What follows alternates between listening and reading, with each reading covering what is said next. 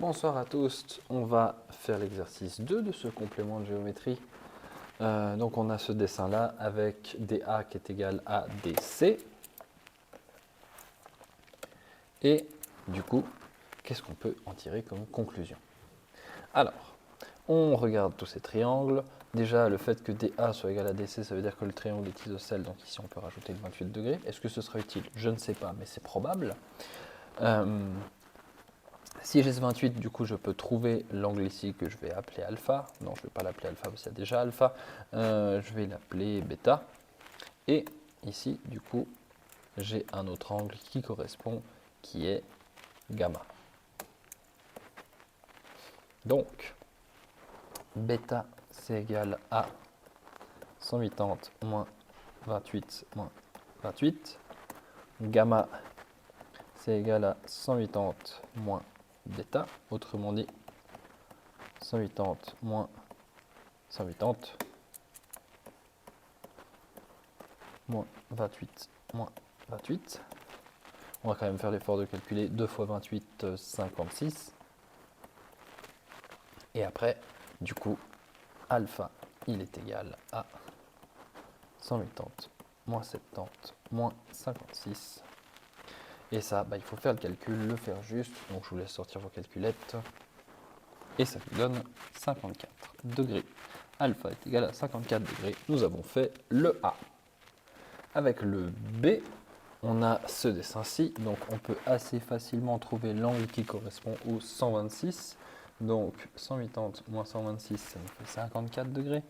Et après, on sait que dans le triangle ABC, on a 180 plus, 180 qui est égal à 54 plus alpha plus 2 alpha.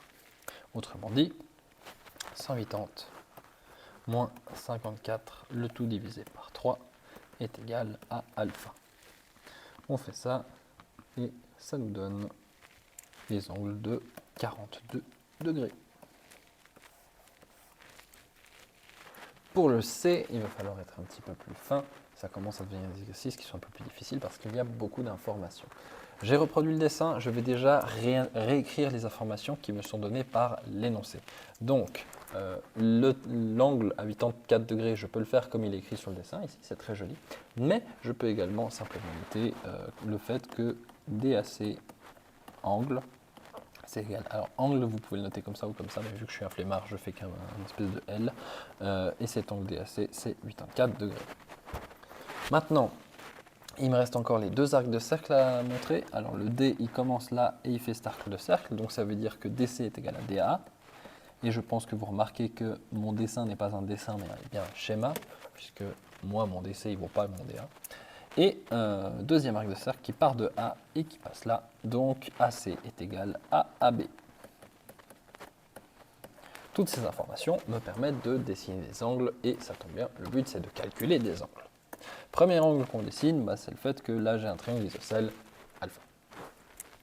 Ensuite, j'ai aussi un triangle isocèle ici, du coup je fais deux angles bêta. Ça, c'est sûr, c'est des triangles isocèles, pas de difficulté.